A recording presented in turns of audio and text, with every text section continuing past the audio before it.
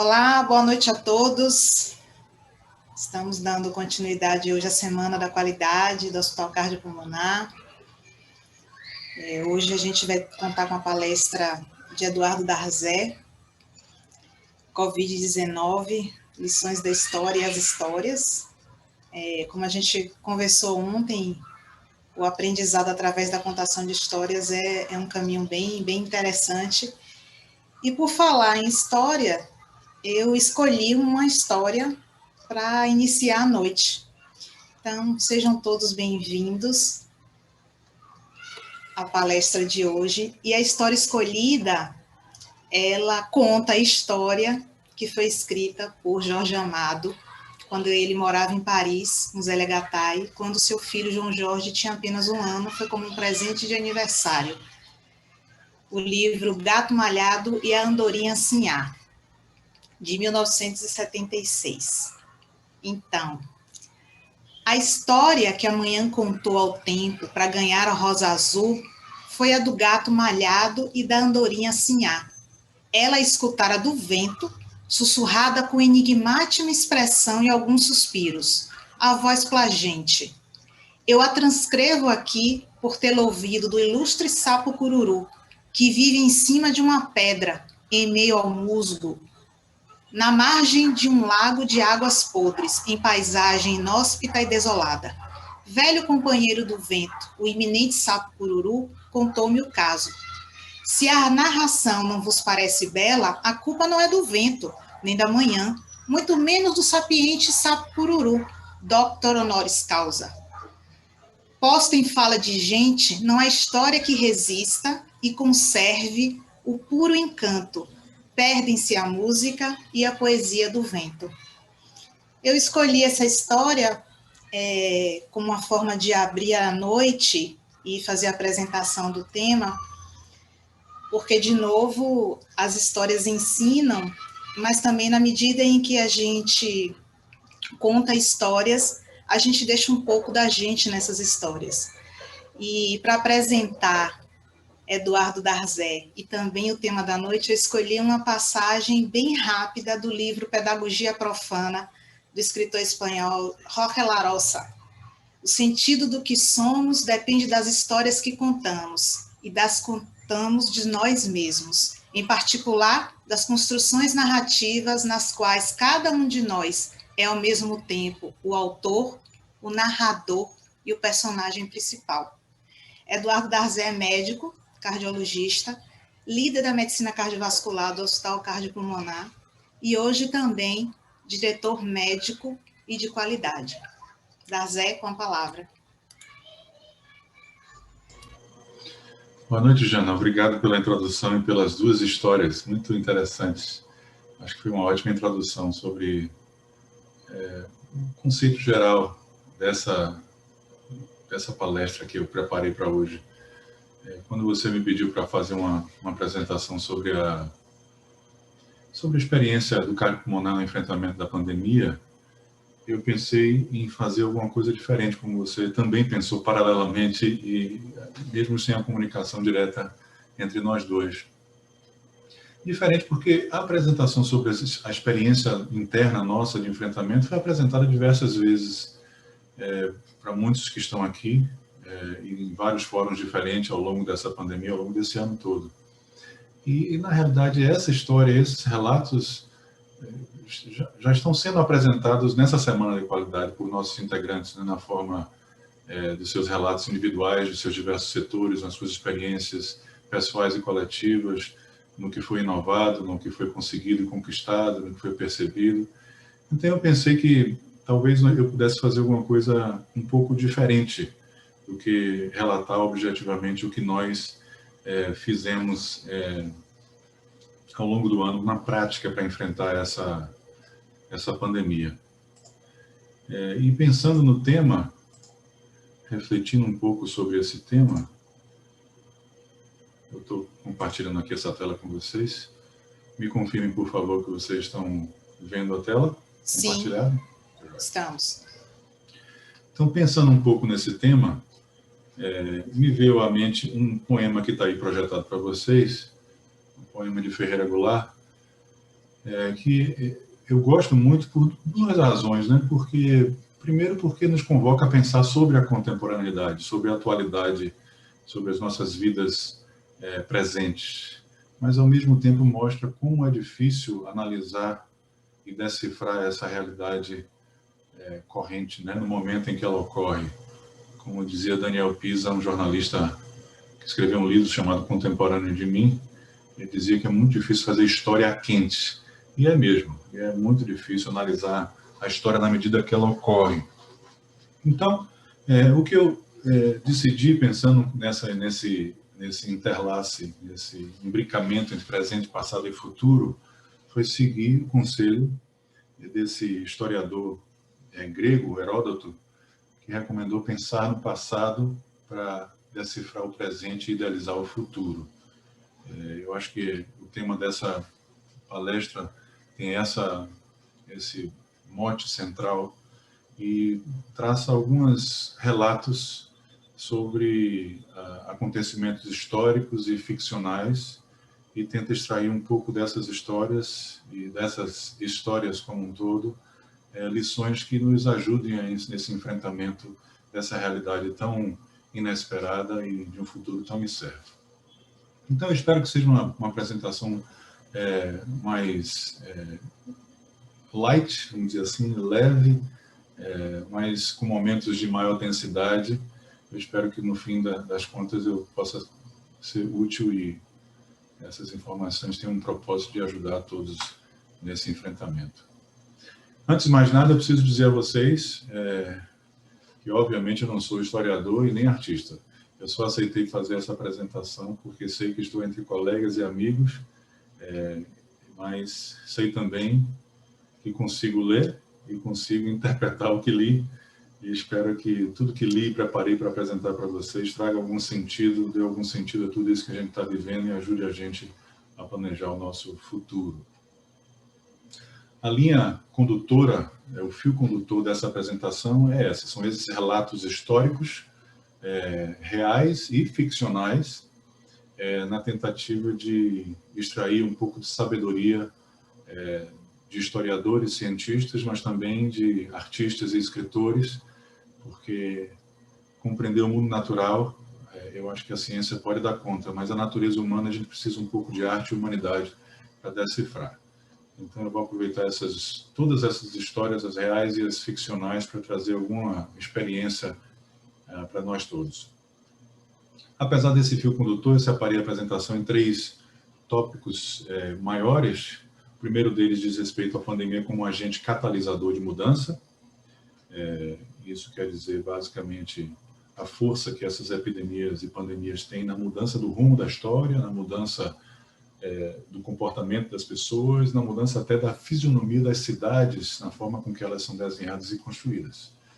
O segundo tema, macro tema também, nessa linha, é a importância da ciência e da razão, ou a ausência da ciência e da razão nesse enfrentamento, a dificuldade de se manter comprometido e coerente em relação a isso.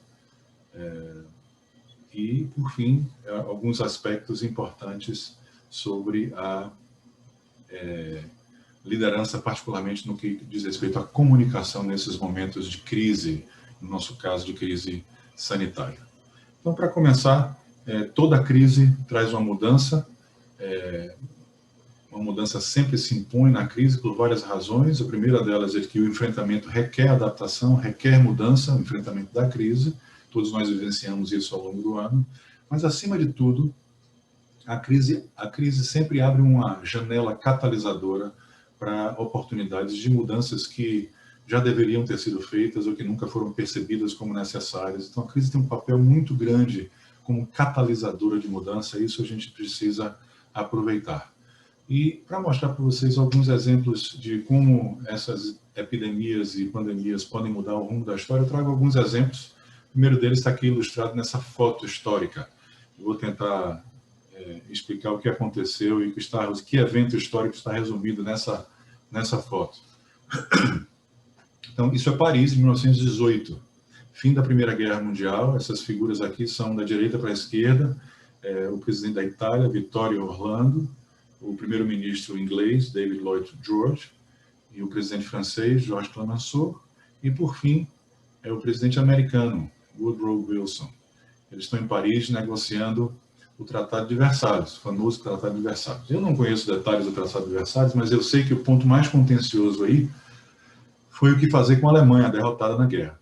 Então, aqui a gente dividia dois grupos, os presidentes europeus, por um trauma muito grande da guerra e de outras ocupações prévias por parte da Alemanha, queriam uma punição exemplar, queriam que a Alemanha sofresse sanções muito severas, enquanto que o presidente americano tinha uma visão um pouco diferente. Ele queria criar condições favoráveis para uma nova nação alemã renascer, criar condições para um desenvolvimento de uma Alemanha menos beligerante e guerrilheira. E esse impasse se mostrou muito difícil de vencer e as negociações empacaram. E nesse momento, o presidente americano adoeceu. Em 1918 foi o início da gripe espanhola, que se alastrou em todo o mundo, e eles estavam em Paris e Woodrow Wilson adoeceu da gripe espanhola, que é um H1N1, uma influenza, e foi recolhido ao quarto de hotel, ficou lá se recuperando, adoeceu, parece que razoavelmente grave, mas se recuperou. E nesse processo de recuperação, os relatos de seus assessores, de quem testemunhou esse momento histórico, percebeu que alguma coisa aconteceu com o presidente americano do ponto de vista de personalidade e comportamento. Ele, que era uma pessoa mais sisuda, muito dura, intransigente, passou a ser uma pessoa a agir de forma muito mais amena, amigável, até jocosa, fazendo piada. Os assessores estranharam isso bastante. Alguns historiadores atribuem isso ao fato de ele ter tido uma experiência de adoecimento muito intensa, uma experiência existencial, e, portanto, tenha modificado um pouco a forma de ver o mundo e, a partir daí, agir de forma diferente. Outros acham que é possível que ele tenha tido uma encefalite leve que alterou o comportamento e a percepção do mundo dele também. Tudo isso é possível, tudo isso é especulação, mas o fato real histórico é que ele voltou para a mesa de negociação diferente. Ele cedeu a todas as exigências dos presidentes europeus, principalmente o presidente francês, Clemenceau, que queria que a Alemanha, mais uma vez, fosse punida de forma exemplar. E assim aconteceu. A Alemanha perdeu território, foi obrigada a tolerar a presença de tropas aliadas em território alemão, ficou responsável por pagamento de uma dívida de guerra muito grande, sofreu sanções econômicas, precisou ser monitorada muito tempo sem autonomia. E isso causou um ressentimento enorme na população alemã, uma desconfiança enorme do povo alemão em relação às lideranças europeias. E esse clima foi muito favorável, segundo historiadores, ao desenvolvimento do nazismo, ao crescimento de Hitler como liderança na Alemanha, com seu populismo e seu nacionalismo evidente, parte do seu discurso nazista. E o resultado disso todos nós sabemos já, né? 20 anos depois dessa reunião, a Alemanha entrou em guerra pela segunda vez contra o mundo. A Segunda Guerra Mundial começou em 1939. Então, esse é um exemplo muito pitoresco de como um vírus tem a capacidade de mudar o rumo da história. Um outro exemplo muito curioso também está aqui retratado nesse quadro. Isso é uma pintura em óleo de madeira de um pintor belga chamado Peter Bruegel.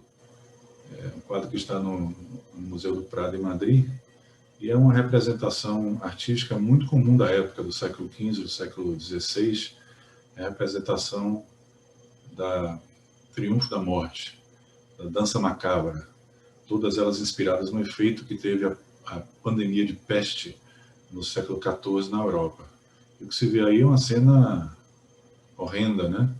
A população cercada por esse exército de esqueletos. O esqueleto é a representação da morte, e a morte em si, a figura maior, aqui segurando sua foice em cima do cavalo, está aqui bem no centro do quadro, e ninguém escapa da morte aqui, nem o rei está aqui deitado, morto, e até a tonalidade, as cores escolhidas pelo pintor, traz esse tom essa nota infernal ao quadro, né? Um ocre, um vermelhado, mas ele representa aqui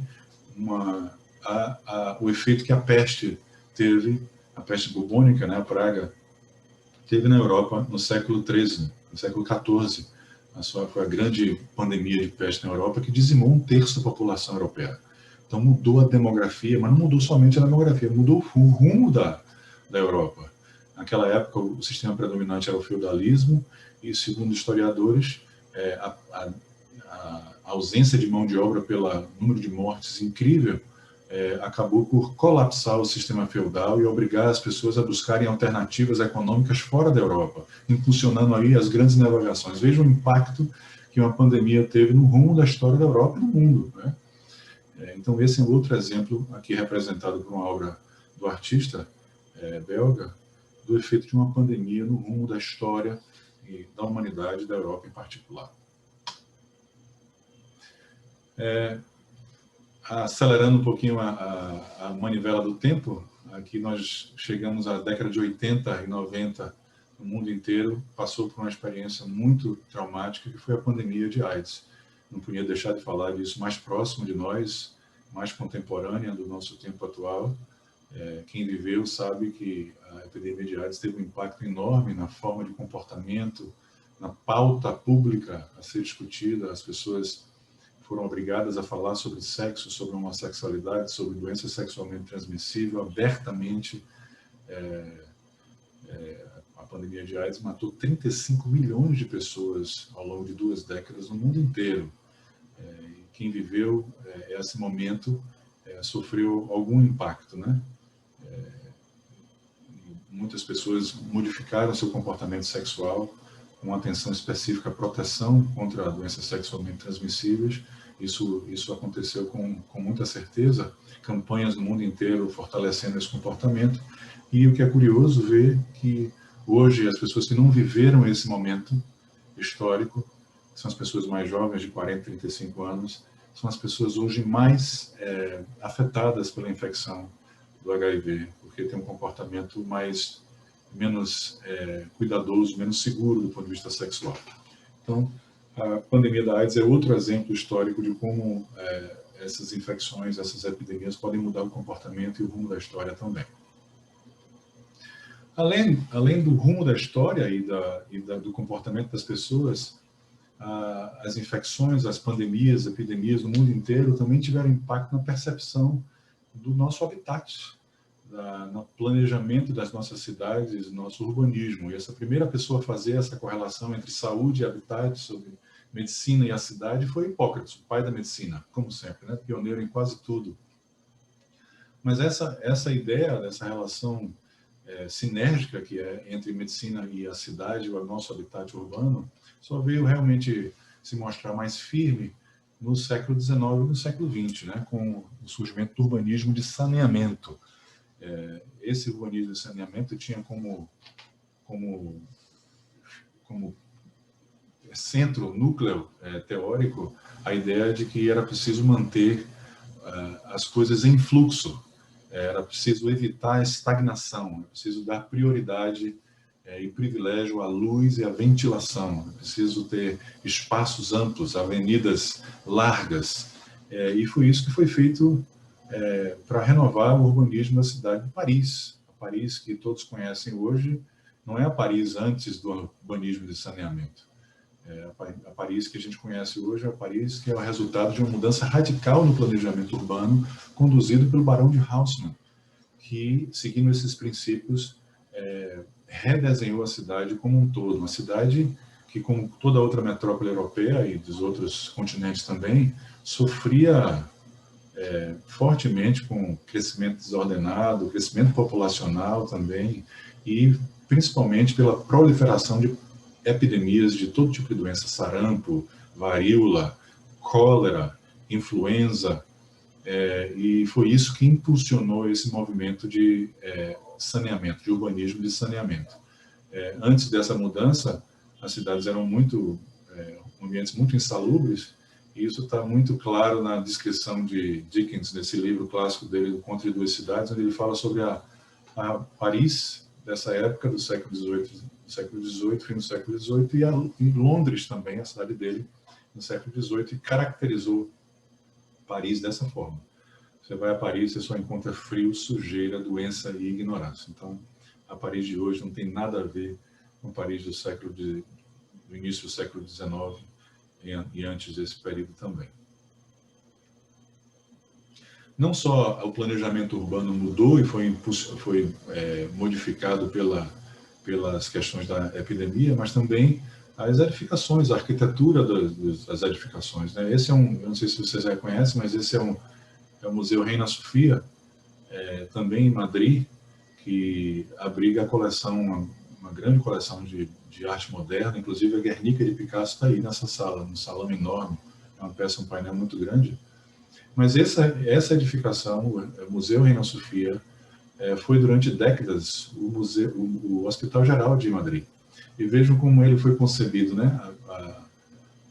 As janelões enormes, os espaços amplos, áreas externas muito grandes, varandas, que privilegiando a ventilação, o ar livre e a iluminação também. E o mesmo pode ser visto em nossos hospitais aqui, né? Essa é a planta, um desenhozinho do Hospital das Clínicas de São Paulo e o nosso Hospital das Clínicas aqui em Salvador, HUPS. Todos que passaram pelo HUPS sabem, né, das salões, das enfermarias grandes e amplas, com grandes janelas, muitas varandas, onde muitos de nós passamos como estudantes, alguns de nós passando também como professores agora.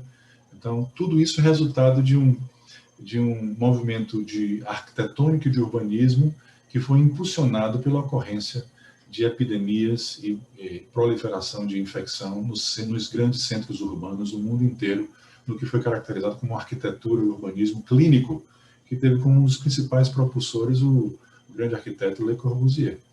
Então, esse é um elemento importante da história de ser resgatado para a gente entender como é que a gente terminou com as cidades que nós temos hoje.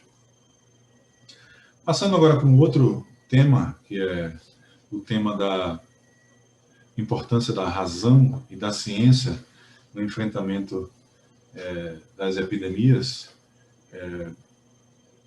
Eu queria dizer que a ciência e a razão são, vocês sabem, princípios muito básicos do iluminismo, que foi um movimento de quatro séculos atrás, e que muitas vezes fica renegado a pequenas curiosidades históricas, e é sobre isso que eu gostaria de tratar com vocês um pouco.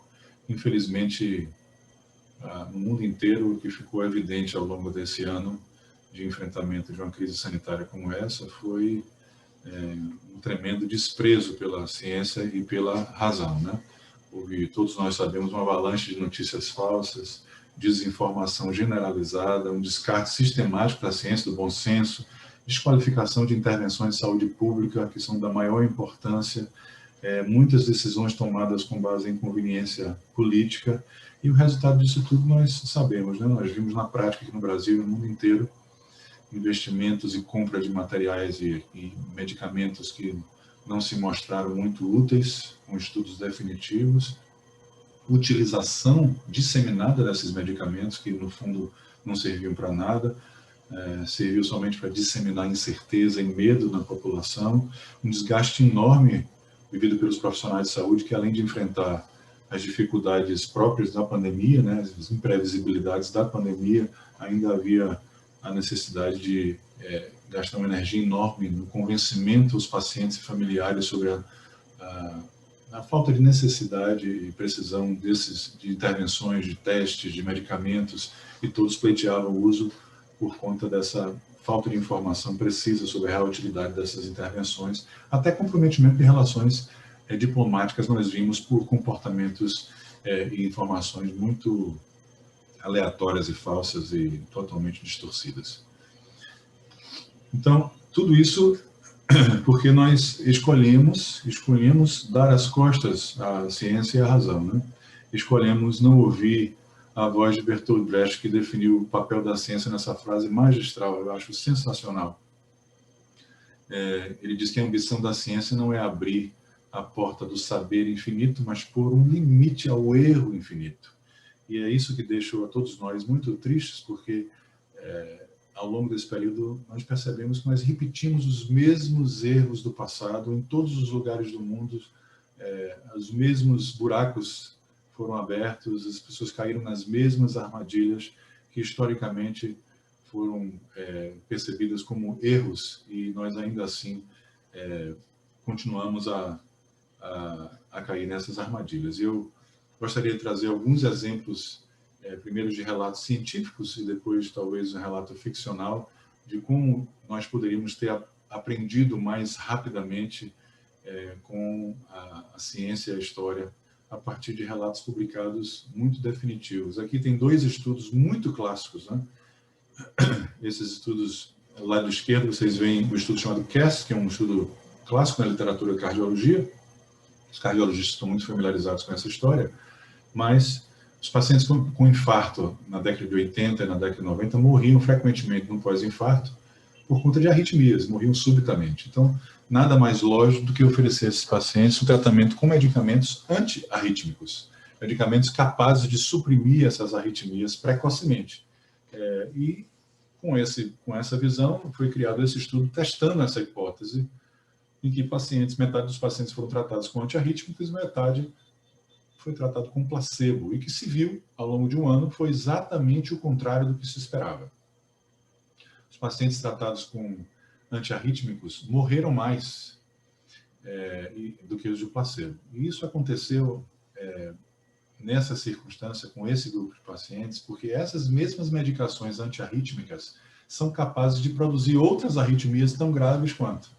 Então, no saldo geral, nesse estudo, nessa população, o uso de antiarrítmicos no pós-operatório de infarto, por mais lógico que parecesse, causou mais mortes do que salvou vidas.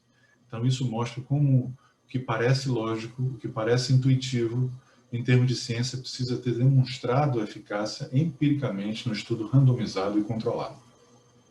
A mesma história se repetiu com a intervenção da reposição hormonal nas mulheres pós-menopausadas. Nas décadas de 90, vários estudos observacionais mostraram um benefício acentuado na redução do risco cardiovascular nessas mulheres que receberam hormônios. E houve uma proliferação do uso de hormônios pós-menopausa no mundo inteiro.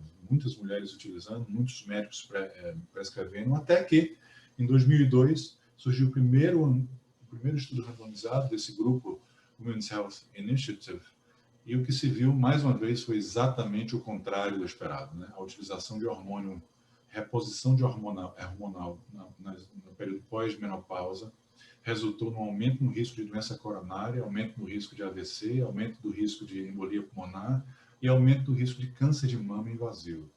Então, mais uma vez, mostrando que os estudos observacionais, que são estudos que simplesmente, como diz o nome, observam a população de pessoas que espontaneamente estão tomando ou não um determinado medicamento, ou se submetem ou não a uma determinada intervenção, não é capaz, esse tipo de estudo não é capaz de definir se uma intervenção tem benefício ou não, porque não há nenhum controle sobre quem é que está tomando a medicação e quem não está tomando a medicação, e que tipo de paciente, que perfil de paciente é esse que toma ou que não toma a medicação, trazendo para análise uma série de confundidores que é difícil de controlar no estudo desse tipo.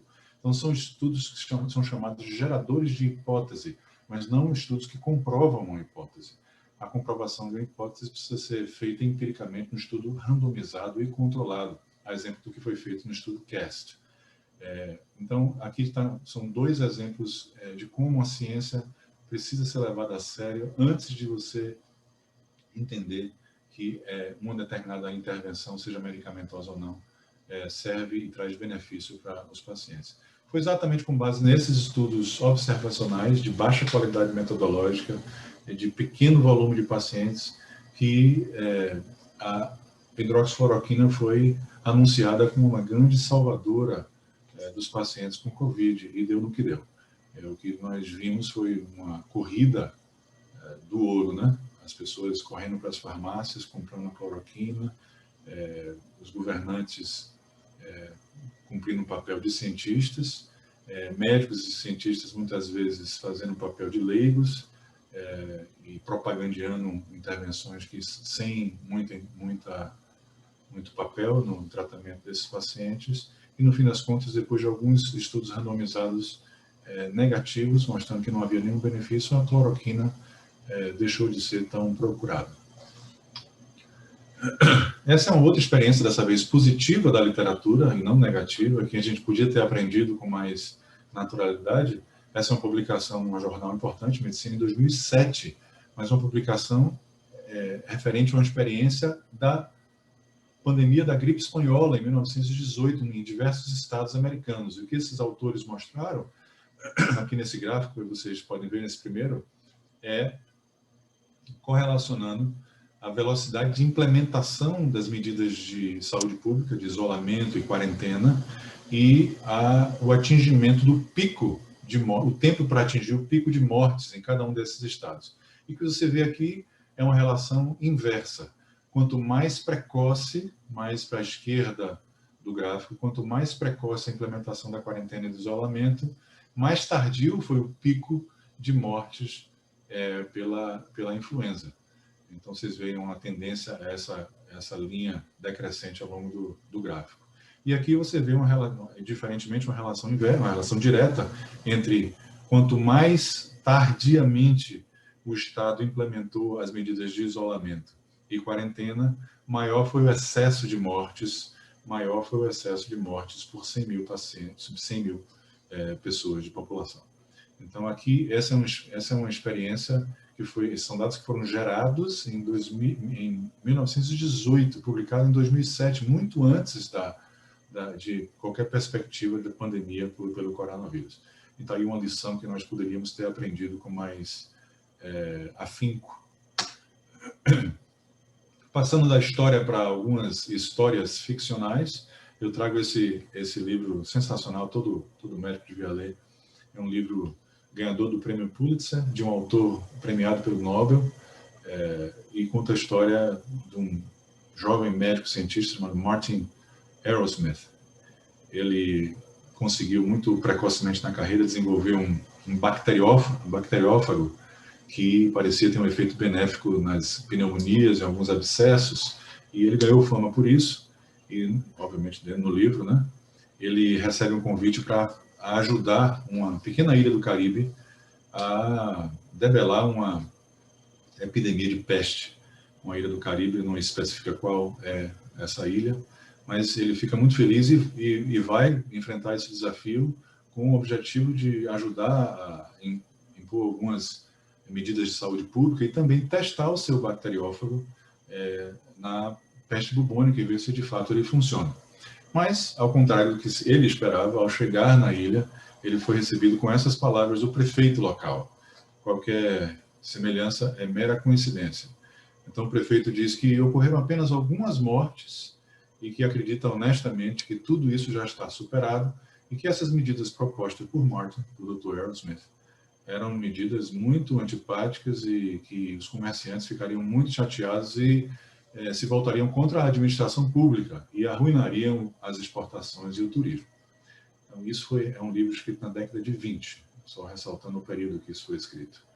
Então, ele obviamente não conseguiu instituir as medidas importantes de saúde pública, de isolamento e quarentena, e, mais uma vez, ele tentou testar apropriadamente sua intervenção, o seu fago, que ele descobriu, mas, chegando lá, ninguém mais queria participar do estudo, todos queriam receber o fago, e houve uma corrida para uma pressão enorme junto à prefeitura local, para que houvesse uma distribuição geral desse tratamento, e ao contrário do que Martin esperava, ele não conseguiu também estudar o efeito do fago na população infectada pela peste. Então, no final das contas, essa ilha foi dizimada pela peste, metade da população morreu de peste, e no final das contas nós não aprendemos absolutamente nada sobre o potencial terapêutico do fago na peste bubônica. Você vejam, essa é uma história ficcional da década de 20, que retrata com quase absoluta precisão muitas das experiências que nós vivemos agora, durante essa pandemia do coronavírus. Então, concluindo essa parte da ciência e da razão, eu espero deixar claro para vocês que não adianta recusar a evidência e negar o óbvio, porque ele simplesmente não desaparece, ele está aí para todo mundo ver. Negacionismo e voluntarismo não são estratégias muito boas de enfrentamento de problema algum, muito menos de uma crise sanitária como essa que nós vivemos. Obviamente é possível e desejável até que haja a discussão de ideias, o debate de opiniões, o confronto de visões de mundo, tudo isso é muito bom, mas é preciso partir de um terreno comum, é preciso partir de um território comum onde todo mundo concorde com alguma coisa. E essa coisa tem que ser os fatos. Não dá para fugir dos fatos. Então, negar ou distorcer os fatos com base em dogmas e profetismos e demagogias, autoritarismo, destrói os alicerces dessa democracia que nós temos, né? Destrói um histórico do método científico, o histórico da ciência de 4 séculos, e isso realmente não traz nenhum benefício para ninguém. É preciso enfrentar com mais maturidade e mais racionalidade essas crises, levando em conta muito fortemente os princípios consagrados, né, do iluminismo, da ciência, da razão e do progresso. E por isso, nada mais oportuno do que esse livro de Steven Pinker, que é um psicólogo de Harvard muito famoso, escritor também de vários livros muito interessantes. Ele publicou esse livro em 2017, antes da pandemia, propondo uma adesão radical a um novo iluminismo. Ele faz um traçado histórico sobre o verdadeiro iluminismo de séculos passados e como os conceitos e os princípios daquele iluminismo se aplicam tão fortemente e precisam ser resgatados num momento contemporâneo como o nosso, de prevalência de negacionistas e pessoas que relegam a ciência e a razão. É um livro realmente muito rico, traz dados históricos, científicos, traz muitos dados em diversas dimensões da realidade nossa que nós vivemos hoje. Então, eu recomendo a todos que leiam esse livro, que ajuda muito a compreender como a gente deve se portar num momento como esse, de crise. E passando agora para o último grande tema a ser abordado sobre as lições da história e das histórias, que é o tema da liderança, particularmente essa dimensão da comunicação dentro da liderança, que é fundamental. Eu queria falar sobre isso a partir de um relato histórico brasileiro que se passou no Rio de Janeiro, que vocês devem conhecer, que é a revolta da vacina. Eu disse a vocês que as grandes metrópoles do mundo inteiro no século XIX eram ambientes extremamente insalubres, e eram de fato. O Rio de Janeiro não era exceção a essa regra. Era o Distrito Federal, era a capital do Brasil na época, mas adquiriu uma fama internacional muito negativa, a ponto do cônsul austríaco no Brasil identificar o Rio de Janeiro como o túmulo dos estrangeiros, porque os turistas, os estrangeiros vinham e morriam com frequência, vítimas de grandes epidemias, né? Não só da gripe, mas febre amarela, cólera, peste. Então era um ambiente realmente insalubre, com acúmulo de lixo, crescimento desordenado. Era realmente uma situação muito ruim que viveram todas as cidades e grandes cidades do mundo inteiro. O Rio de Janeiro, como disse, não era a exceção. Foi nesse contexto, inclusive os navios comerciais estavam se negando a atracar no porto do Rio de Janeiro com medo de adoecer sua tripulação. Então, nesse contexto todo, foi que o presidente Rodrigues Alves assumiu a presidência do Brasil com o intuito de resolver essa questão, pelo menos no Distrito Federal. E contratou e apontou como prefeito do Rio o engenheiro Francisco Pereira Passos, um engenheiro muito conceituado no Brasil, fez parte de sua formação na França, inclusive no período em que o Barão Haussmann fazia o redesenho de Paris, a revolução urbanística que fez, que eu mostrei há pouco. Então, era um indivíduo muito capacitado para liderar essa reforma urbanística no Rio de Janeiro. E para liderar a reforma de planejamento sanitário, o presidente apontou como diretor-geral de saúde pública Oswaldo Cruz, médico sanitarista, também muito famoso, fundador do que hoje é a Fundação Oswaldo Cruz, uma entidade muito respeitada e de grande importância para o Brasil. E eles montaram um plano muito auspicioso, muito bem intencionado, de reforma urbanística e sanitária da cidade do Rio de Janeiro. Acontece que as coisas não aconteceram, não foram implementadas, não transcorreram da forma que eles planejaram. Encontraram muitas resistências e a gente vai ver por quê. A reforma urbanística envolvia a demolição de uma série de edificações antigas, casebres e cortiços antigos, e, obviamente, o deslocamento dessa população mais pobre para outro lugar. Essas pessoas foram colocadas num subúrbio distante ou então nos morros do Rio. E aí começa o problema com os morros do Rio e as favelas, né? Surgiram a partir daí. Muitos comerciantes também foram afetados, porque os espaços mais nobres agora tinham aluguéis muito altos e alguém precisava financiar essas obras todas, então os impostos aumentaram. Então, houve também uma resistência muito grande, não só da população mas mais pobre, mas também da classe média comerciante em relação a essas medidas. Em relação à questão sanitária, o ponto mais controverso, o estupim para essa revolução, essa revolta, foi a obrigatoriedade da vacina contra a varíola, né? Um decreto de lei tornou a vacinação obrigatória, compulsória para todos os cidadãos. Então, houve uma disseminação de boatos sobre efeitos colaterais das vacinas, não haviam informações confiáveis sobre a utilidade, a razão, o propósito dessa vacinação. As pessoas não entendiam muito bem. E todas essas medidas, por mais bem intencionadas que parecessem, ou corretas que fossem, foram impostas goela abaixo, agressivamente, sem nenhum diálogo, sem nenhuma participação da comunidade ou da sociedade civil como um todo. E o resultado disso tudo foi o adiamento e a implementação parcial dessas medidas por resistência enorme da população. Um caso interessante foi uma medida de engajamento da população, pelo menos se pensava que ia gerar engajamento, foi a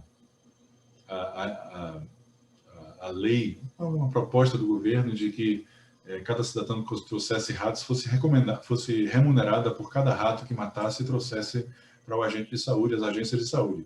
E ao invés de estimular o extermínio dos ratos, o que houve foi as pessoas começaram a criar ratos para aumentar o volume de rato e aumentar o volume de devolutivo de dinheiro pela entrega desses ratos todos. Então, o tiro saiu pela culatra. E a questão da vacinação foi feita de forma muito agressiva. Os agentes de saúde invadiam as casas das pessoas com a polícia, invadiam o espaço privado das pessoas e até o pudor das pessoas que tinham que expor o braço na época, no começo do século XX, isso não era visto com bons olhos, né? Então, isso gerou uma revolta enorme na população como um todo, na população mais pobre, nos comerciantes, até os militares de oposição também se voltaram contra o governo e gerou essa revolta. Essas pessoas tomaram a rua, as ruas foram manifestações, quebra-quebra, e o governo foi obrigado a dar para trás, foi obrigado a retroceder, e a questão da vacina, que foi o estupim, o motivo final, a gota d'água para essa revolta, a lei que obrigava todos a serem vacinados foi revogada e se tornou facultativa. Então, essa é uma história que traz alguns elementos importantes de como ideias boas podem ser perdidas porque a forma de comunicá-las e implementá-las pode ser totalmente equivocadas. E aí é um exemplo da falta de transparência, a falta de informação, a falta de empatia, de sensibilidade.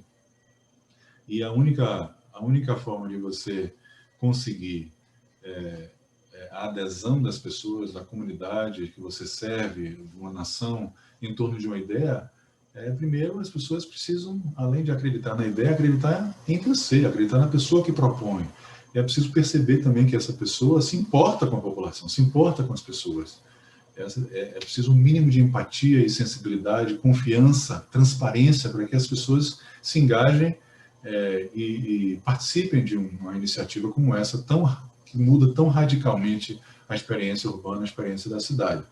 E esse sentimento coletivo, apesar de não ter sido conseguido pelas autoridades brasileiras nessa época, foi conseguida por nosso Dr. Bernard Rieu, que é um personagem fenomenal desse livro, tão igualmente fenomenal, que todos devem ler. Um clássico de Camus, A Peste, que retrata um relato da experiência de uma epidemia de peste numa cidade chamada Oran, na Argélia, e cujos esforços de combate foi liderado por esse médico, Dr. Rieu, e que ele sim conseguiu construir esse sentimento coletivo, engajar as pessoas, mobilizar a população em torno de diversas iniciativas de combate e de resistência contra a peste naquela cidade.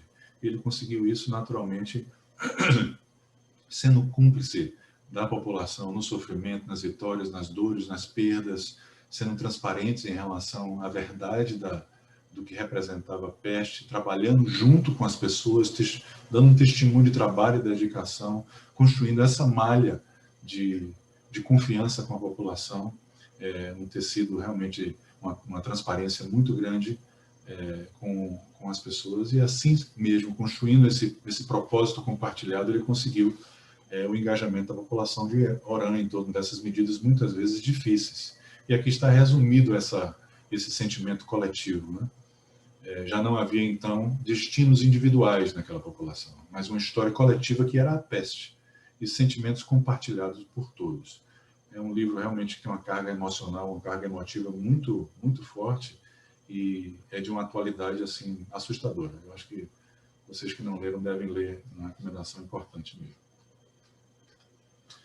Então, por fim, dentro de todos esses relatos históricos, esse resgate do passado histórico real e ficcional, a gente pode buscar algumas lições, várias lições, mas eu vou ressaltar aqui 3 ou 4 que são importantes e que eu venho mencionando ao longo desses últimos 30 a 40 minutos. O primeiro é de que as crises são naturalmente catalisadores de mudanças, né? Como lhes disse, não somente porque exigem compulsoriamente uma adaptação para o enfrentamento, mas porque abrem janelas de oportunidades de inovar e progredir em vários aspectos das nossas vidas. Então é preciso abraçar as crises com esse viés positivo também, e ao invés de recusá-la, negá-la, nos tornarmos protagonistas, né? Abraçarmos e agarrar essa oportunidade, porque é isso que nós precisamos fazer. Em relação à ciência e à razão, nós falamos vários relatos que ilustram como são valores fundamentais, inegociáveis, no processo de enfrentamento dessas epidemias, né? Sapere ode é a máxima iluminista 4 séculos atrás, e quer dizer em latim: ouse saber, ouse interrogar, ouse conhecer. É preciso buscar as respostas usando métodos científicos, usando a razão, o bom senso. Nosso destino é o progresso e não o obscurantismo. É preciso resgatar esses valores de forma muito urgente e aderir a esses valores de forma muito arraigada. E, por fim, o sucesso desses enfrentamentos todos, dessas epidemias todas, dependem naturalmente do engajamento da sua comunidade, de uma nação, e para isso é preciso, como eu disse, criar uma malha de confiança, uma malha de transparência, uma cumplicidade nas ações e nas experiências, para que as pessoas entendam que quem propõe as ideias se importa pelas pessoas e acredita nas ideias também e participa da execução desse processo. Isso é muito, muito importante. Comunicação efetiva é das coisas mais importantes dentro do conceito da liderança, e a gente vê ideias fenomenais, mortas, esquecidas, porque não foram conduzidas, apresentadas e vendidas, entre aspas, de forma adequada. E, por fim, é preciso entender que conhecer essas histórias todas, sejam elas reais ou ficcionais, e não só conhecê-las, mas reafirmá-las, reafirmar essas verdades constantemente para que elas sobrevivam, né?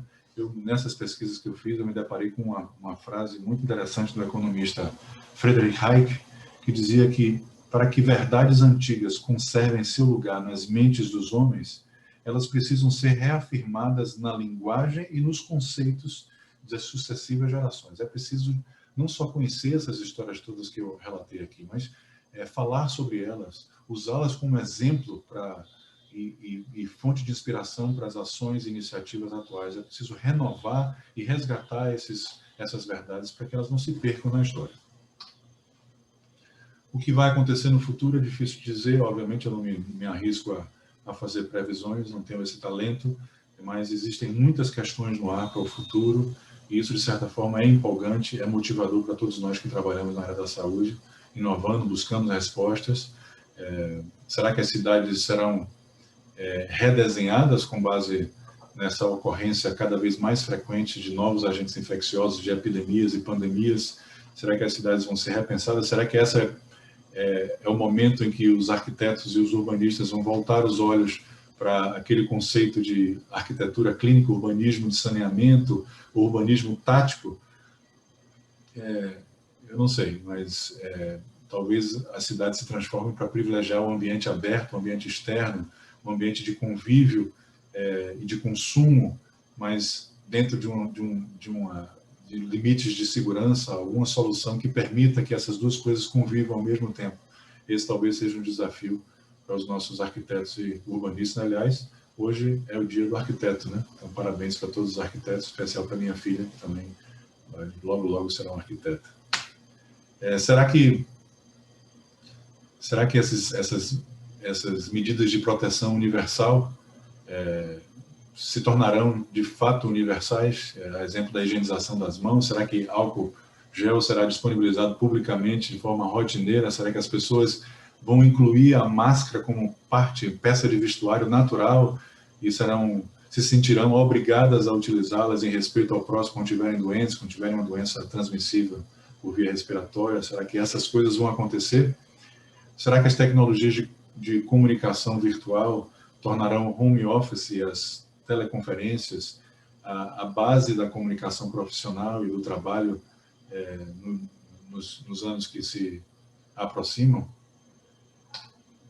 Será que finalmente a telemedicina, que há anos espera o seu prime time, aparecerá definitivamente como uma forma legítima, útil e fundamental para cuidar dos nossos pacientes, perto ou distantes? Será que os saudosistas da medicina permitirão que isso aconteça? Isso se tornará parte da rotina do cuidado e assistência dos pacientes? Tudo isso são perguntas importantes para as quais eu não tenho respostas definitivas, obviamente, mas sei que nós encontraremos as respostas e já algumas delas vocês podem ver nos relatos da nossa experiência aqui apresentados por nossos integrantes durante essa semana de qualidade. Mas, mesmo sem as respostas, algo que pode trazer alguma paz, alguma tranquilidade e apaziguar nossas ansiedades em relação ao futuro é sempre colocar os nossos problemas, nossas crises em perspectiva, especialmente uma perspectiva histórica. Veja o que aconteceu na primeira metade do século XX. As pessoas que viveram a primeira metade do século XX, ou melhor, as pessoas que sobreviveram à primeira metade do século XX, desde o começo enfrentaram a Primeira Grande Guerra Mundial com 10 milhões de mortos, logo em seguida, emendado, enfrentaram uma das maiores pandemias da história, com 500 milhões de pessoas infectadas, um quarto da população mundial na época, com 50 milhões de mortos. Não muito distante disso, poucos anos depois, foram obrigados a viver e passar pelo pior e o mais longo período de recessão econômica da história, com uma queda do PIB mundial de aproximadamente 15%, e quando as coisas pareciam que estavam melhorando, veio a Segunda Guerra Mundial com 60 milhões de mortos. Nunca morreu tantos civis numa guerra como morreram civis na Segunda Guerra Mundial, por conta dos genocídios étnicos, pelo avanço tecnológico dos armamentos e a utilização de armas nucleares. O fato é que a primeira metade do século XX foi um desastre atrás do outro. Foi um tempo muito difícil, muito prolongado, e se essas pessoas sobreviveram, certamente nós sobreviveremos, né? Isso é importante colocar em perspectiva. E esse é mais um filósofo Kierkegaard que refletiu sobre esse imbricamento entre o passado, o presente e o futuro. Eu finalizo com esse pensamento de Kierkegaard, onde a vida só pode ser compreendida olhando-se para trás, mas só pode ser vivida olhando-se para frente. Eu tenho certeza que nós devemos seguir informados, orientados em relação ao passado, mas firmes, resolutos, positivos e esperançosos em relação ao futuro. Eu desejo a todos boa sorte, um ano 2021 mais seguro, mais saudável e com muito sucesso e muitas alegrias. Um abraço a todos e obrigado.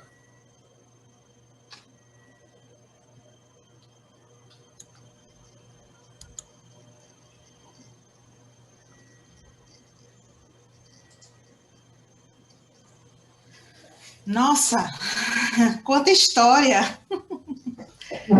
Quanta história e quantas lições, de fato, você trouxe. e fiquei fazendo várias reflexões, como a plateia deve estar fazendo, fiz algumas anotações. Na verdade, são menos perguntas e mais reflexões para te ouvir, ouvir também a plateia que queira se colocar. Vocês podem estar colocando as perguntas no chat, que está aí no site, para o nosso palestrante, mas você tocou num movimento que foi um movimento bem marcante dentro da humanidade, que foi o iluminismo, que tinha como essência a razão como base da autoridade. Né? Então, a razão embasando e guiando, nos guiando o humano. E a gente vê hoje, no meio de uma pandemia, assim, nós que estamos no segmento de saúde, são muitas evidências científicas, são muitas pesquisas, mas ainda existe o negacionismo, ainda existe condutas e pensamentos que nos assustam. A mim, particularmente, assusta determinadas colocações, não só de profissionais do segmento, mas das pessoas de uma forma geral. E aí, trazendo um pouco disso para dentro do segmento de saúde, Darzé, assim, será que, de fato, o segmento de saúde, a base das disciplinas que oferecem o cuidado, tem muita história, tem muito conhecimento, tem muita pesquisa. Eu acho que a medicina e as disciplinas que conversam com a medicina são muito pautadas em estudos. Você mostrou alguns deles, existem vários e diversos dentro pensando no ambiente no segmento da pandemia ou não, mas a gente ainda vê muitos comportamentos que negam isso. Será que nós, aí é uma reflexão, será que nós do segmento de saúde podemos contribuir ou estamos contribuindo da forma correta para mudar o rumo? Não sei se estamos de fato vivendo uma segunda onda, se virá uma terceira, mas fico refletindo qual o nosso papel como profissional de saúde, e eu me incluo nisso, para talvez, entre aspas, corrigir e fazer as pessoas voltarem para aquela ideia inicial do iluminismo como razão que nos guia para superar esse momento tão difícil. Né? O que você pensa? Assim, o que a gente pode contribuir como profissional da saúde?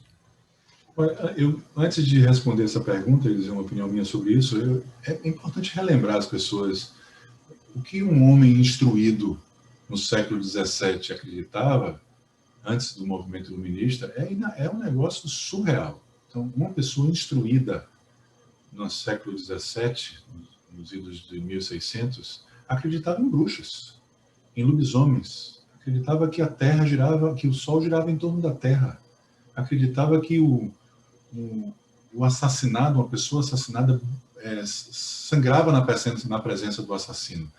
Acreditava em uma série de coisas que hoje são consideradas absurdas, mas eram crenças muito arraigadas em uma classe social considerada educada. Então, isso foi destruído, essas crenças foi destruída pelo iluminismo, né? O iluminismo trouxe esse estímulo ao questionamento, sapere ode. As pessoas não, o iluminismo resgatou essas pessoas das trevas e ver hoje em dia, em pleno século XXI, pessoas acreditando em coisas sem menor sentido, absorvendo informações de qualquer live, de qualquer mensagem de WhatsApp, sem o menor questionamento, ver pessoas educadas, muitas vezes, rejeitar uma terapia revolucionária como as vacinas, com tecnologia de mais de 100 anos, que mudou a história da humanidade. Da mesma forma que as epidemias mudaram, as vacinas mudaram igualmente. Aumentou a sobrevida da população enormemente. É a maior contribuição que já foi feita para a saúde populacional, são as vacinas, é imbatível, não tem comparação. E esse tipo de crença irracional é surreal, é realmente impressionante. E ver a disseminação desse tipo de informações falsas e crenças absurdas é muito triste, é muito triste. E aí é que vem o nosso papel, a pergunta de Jana, né? Onde estão as pessoas educadas? Onde estão os novos iluministas que não tem presença nas mídias sociais, né? E aí eu faço a meia-culpa porque eu não tenho uma presença muito forte, mas a verdade é lá onde as pessoas estão. É lá onde o povo está. É lá onde as informações são buscadas, né?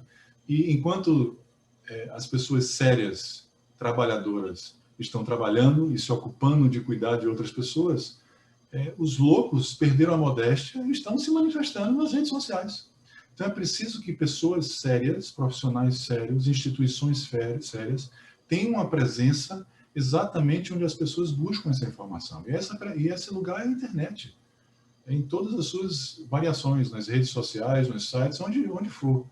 Então, eu acho que é assim que se resolve esse problema, divulgando ciência, falando sobre o método científico. É preciso que pessoas sérias transmitam essa importância, a importância que a ciência teve e tem na vida das pessoas. E como é importante usar os conceitos científicos para viver, para tomar decisões sobre sua vida, sobre o seu comportamento, sobre tudo na sua vida, todas as nuances da sua vida.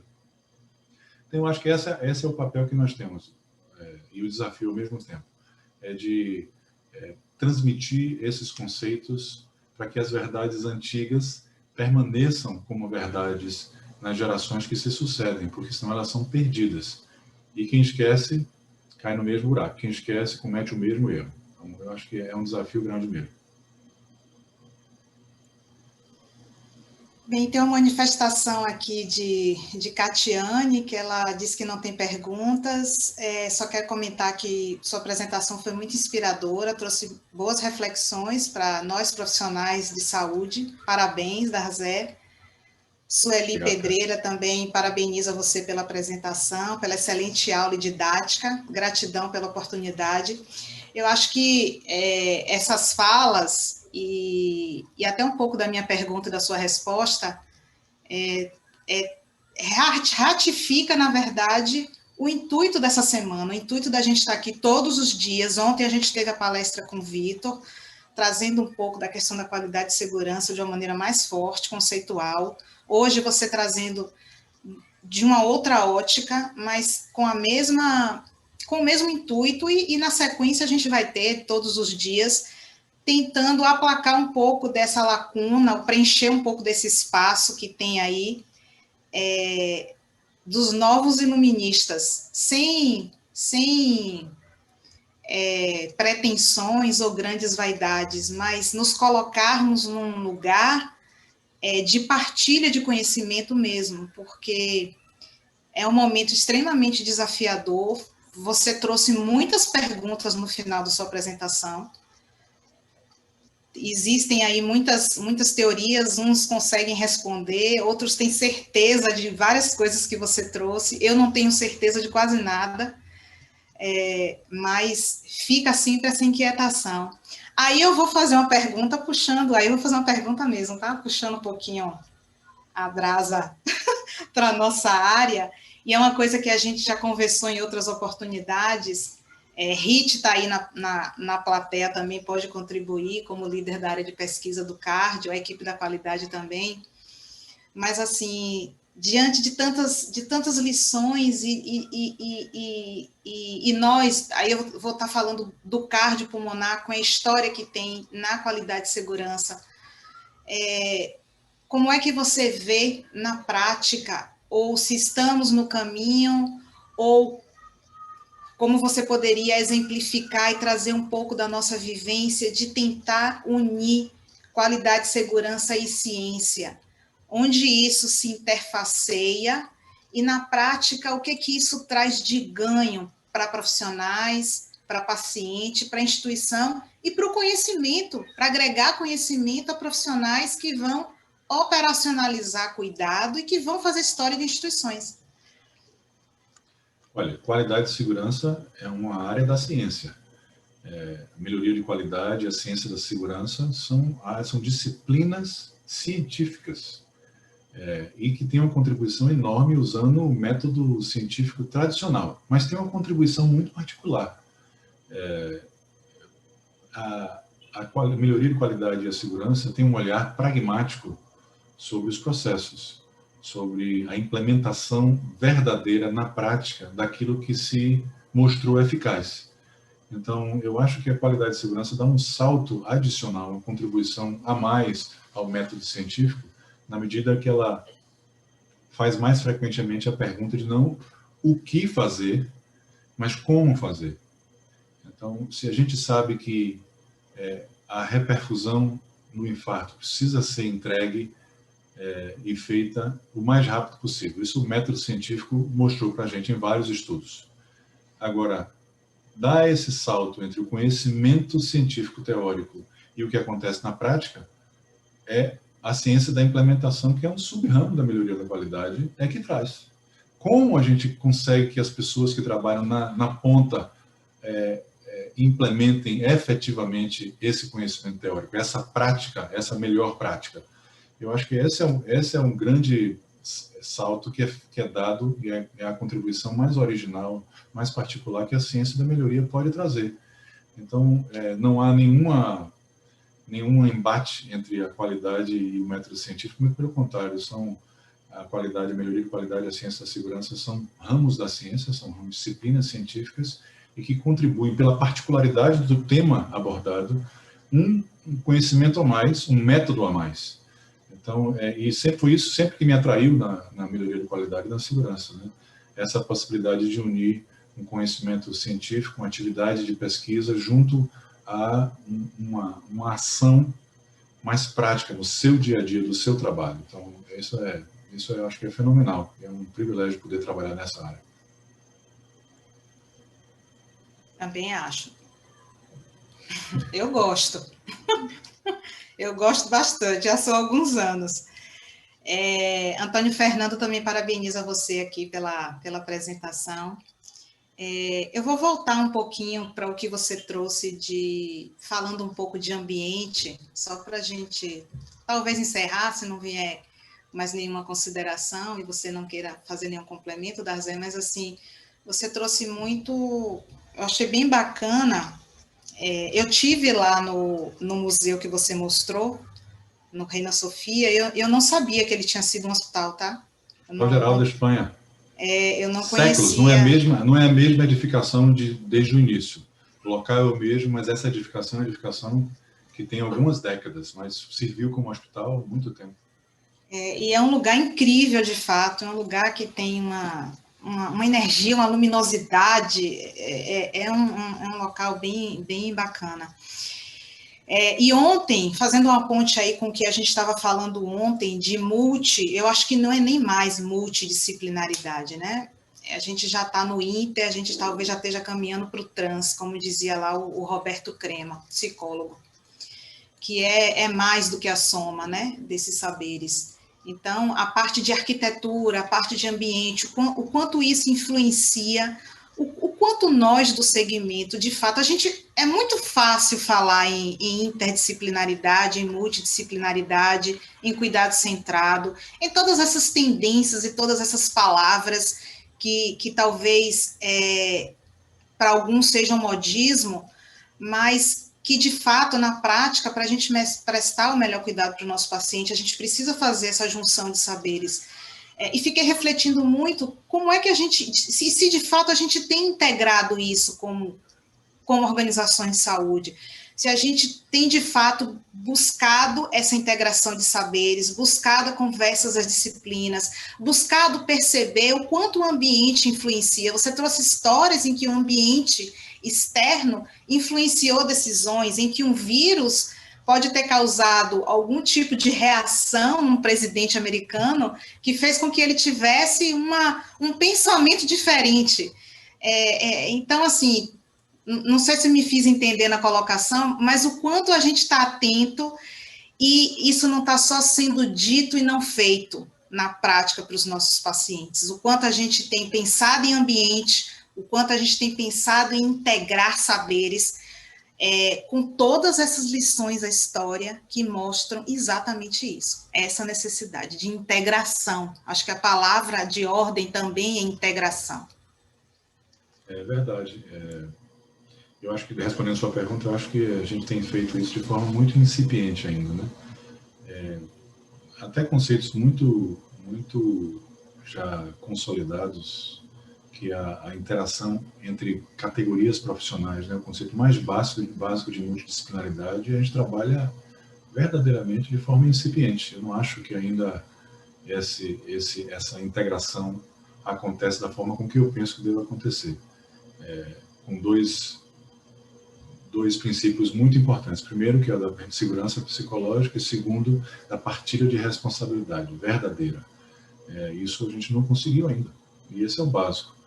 E imagine trazer outras disciplinas para o aumento da saúde que precisam ser trazidas urgentemente. E essa é mais uma contribuição da ciência da melhoria, né? Desde a sua concepção inicial. Não trabalhou somente com o conhecimento técnico da área da saúde, né? Foi buscar e beber na fonte da psicologia, na economia do comportamento, nos fatores humanos, engenharia dos fatores humanos, diversas disciplinas que precisaram ser convocadas para construir essa teoria tão bonita e tão aplicável ao negócio de saúde, né, que é a melhoria de qualidade. Então, eu acho que a gente tem um caminho muito longo a percorrer. E é preciso, primeiro, que as lideranças banquem esse projeto, né? Porque é preciso entender que a melhoria de qualidade, a ciência da segurança, são estratégias de negócio, são imprescindíveis para a realidade do negócio da saúde hoje em dia. E às vezes isso não acontece. É visto como uma espécie de ponta, como uma atitude de benevolência, de generosidade do gestor. Vamos fazer um pouco de qualidade aqui, um pouco de segurança. E, na realidade, sem isso, ninguém vai sobreviver. Ninguém vai sobreviver. Então, a gente temos um caminho longo. Não fazemos ainda, não. Não fazemos de jeito nenhum.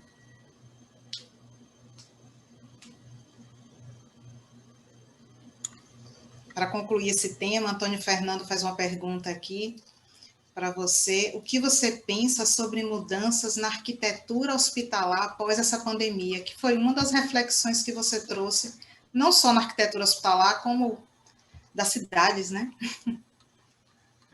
Nando, obrigado pela pergunta.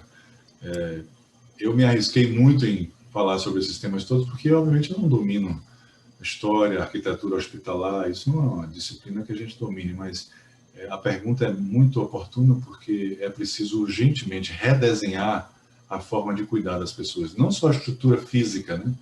Mas a estrutura de cuidado. Redesenhar primeiro para colocar o paciente no centro, segundo para otimizar o fluxo de trabalho das pessoas, né? E agora, mais do que nunca, otimizar a segurança das pessoas, e eu me refiro a profissionais e não profissionais que circulam na área de assistência à saúde. Então, colocar só essa primeira premissa de colocar o paciente no centro do processo de cuidado, já, por si só, já geraria mudanças arquitetônicas incríveis. E existem experiências interessantíssimas, né? Por exemplo, posso trazer aqui, não vou falar de todos, mas tem uma experiência muito interessante de uma rede de hospitais em Texas, eu acho que era em Houston, que inverteu a lógica da assistência ambulatorial, né? Então, o consultório não é do médico, o consultório é do paciente. Então, um paciente chega e senta no consultório e os médicos e os profissionais de saúde vão rodando entre pacientes. Então, o paciente entra no consultório em um ambiente muito aprazível, ele tem uma leitura, tem uma tela para ele trabalhar, e o médico vai lá, e depois, quando o médico sai, entra um outro profissional, entra a pessoa que vai coletar o sangue, entra a máquina portátil de ultrassom, e não há área de espera. Então, a espera é feita no seu consultório. Então, aquele consultório é seu por 1 hora, e você vai receber todo o cuidado que você precisa do médico, da nutricionista, do psicólogo, da coletadora de sangue, o cara da imagem, tudo ali. E depois ele vai embora para casa. Então não tem área de espera, não existe espera. Imagine um lugar médico que não existe espera, que é uma, vamos dizer assim, a marca da assistência médica, assistência à saúde, a espera. Tanto o espírito de espera quanto a estrutura física da área de espera. Dar conta disso é uma mudança, um redesenho radical de toda a estrutura de cuidado. Então, Nando, tem muita coisa a fazer, mas a estrutura física talvez seja mais difícil de lidar, porque é muito arraigada, né? muito regada e exige, às vezes, em estruturas já prontas, você derrubar e reconstruir. É muito, muito difícil. Mas a gente pode redesenhar o processo e aí já ajuda muito. Já ajuda muito. Dr. Neves também lhe parabeniza pela apresentação. Eu vou ler aqui, para a gente concluir, uma mensagem de Matheus Viana, que também está aqui. Obrigada, Matheus, pela sua participação.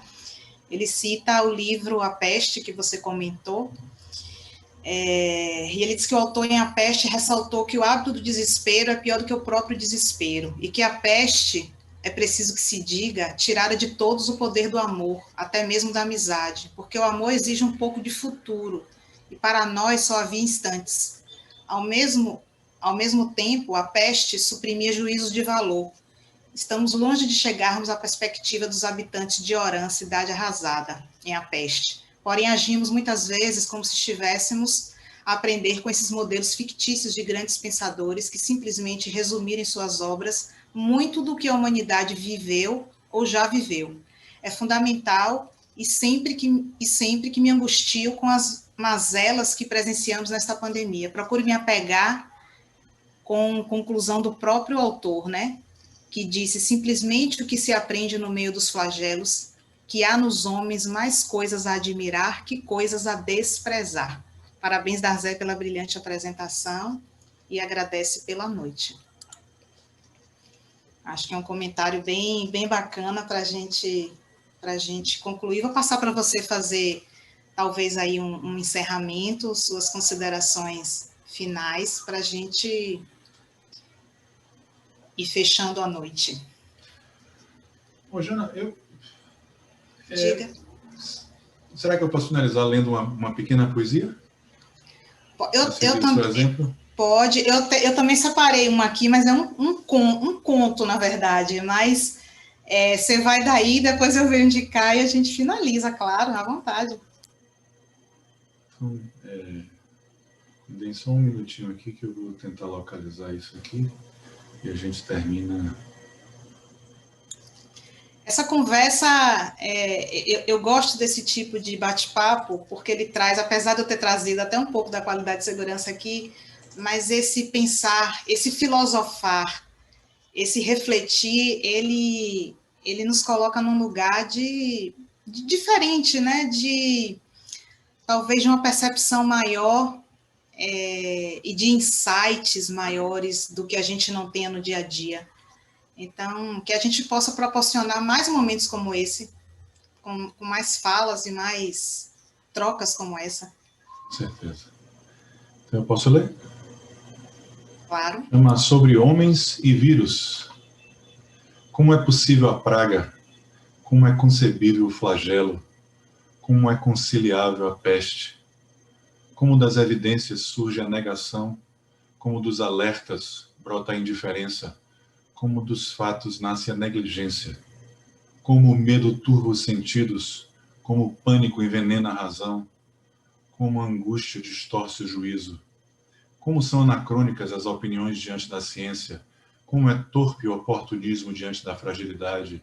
Como é patética a felicidade diante da miséria? Como a ignorância violenta a beneficência? Como o individualismo nos empurra do precipício? Como a arrogância soterra a esperança? Como o sofrimento desequilibra o prumo? Como é inexorável nos paralisa? Como a morte nos silencia? Como do desespero fez-se a unidade, como do isolamento cria-se a comunidade, como do silêncio renasce a humanidade. Acho que traz uma nota positiva para a gente terminar. Pegando o gancho do que você trouxe, uma vez um poeta persa chegou à corte de um rei na Turquia. Levado à presença do monarca, recitou um poema para saudá-lo. Acontece que esse rei não conhecia a língua persa, mas enquanto escutava o poema recitado nessa língua, parecia compreender as palavras do poeta, fazendo sinais com a cabeça e expressões que demonstravam sua compreensão. As pessoas da corte estranharam sua atitude, e depois de algum tempo, no momento oportuno, um dos cortesãos perguntou ao rei: Majestade, nunca se teve notícia do seu conhecimento do idioma persa. por que Vossa Majestade nunca nos revelou que conhecia essa língua?